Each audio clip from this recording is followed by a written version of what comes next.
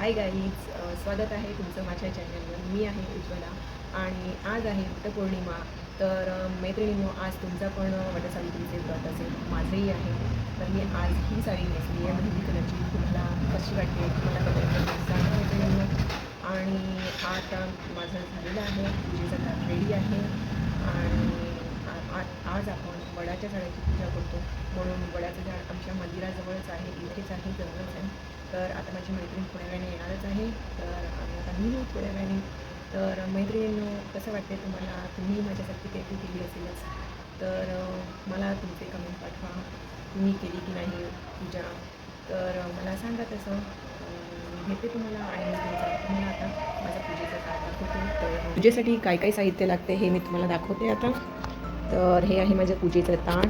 मी ओटी भरण्यासाठी गहू घेतले आहेत आणि 5 जणांची मी ओटी भरणार आहे आणि सावित्री मातेची एक ओटी भरणार आहे.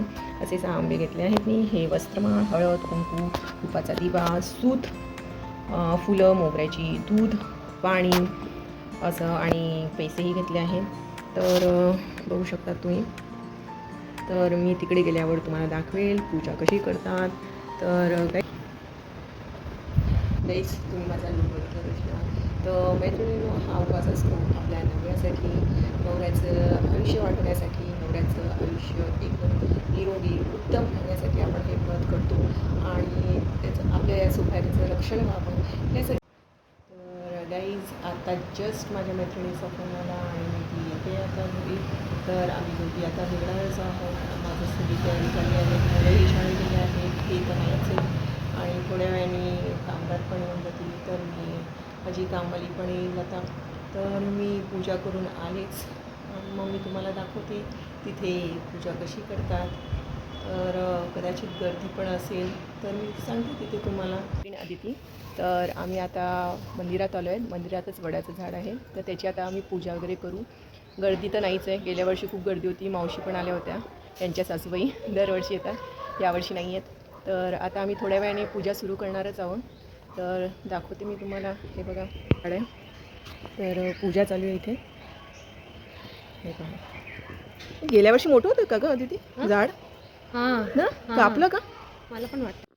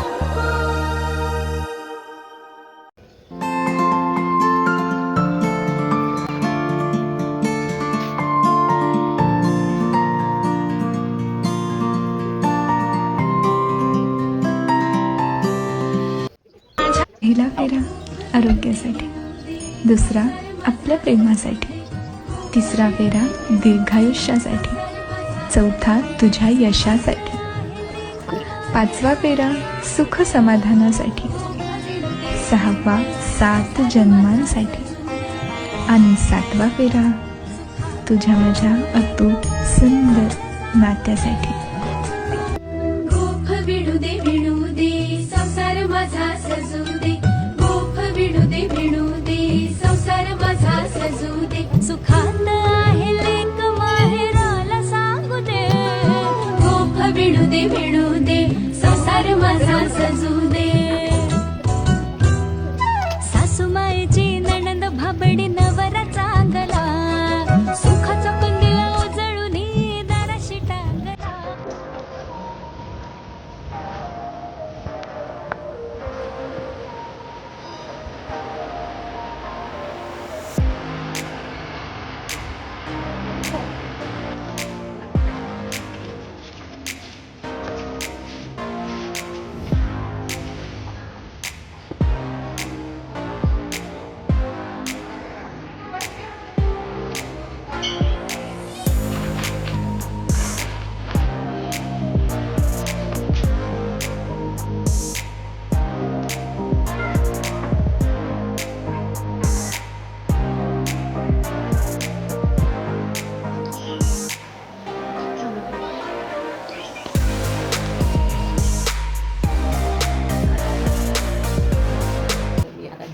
तर मंदिरावरूनच आली आहे. तुम्हाला दिसत असेल माझ्या कपाळावर कुंकू लावलेलं आहे.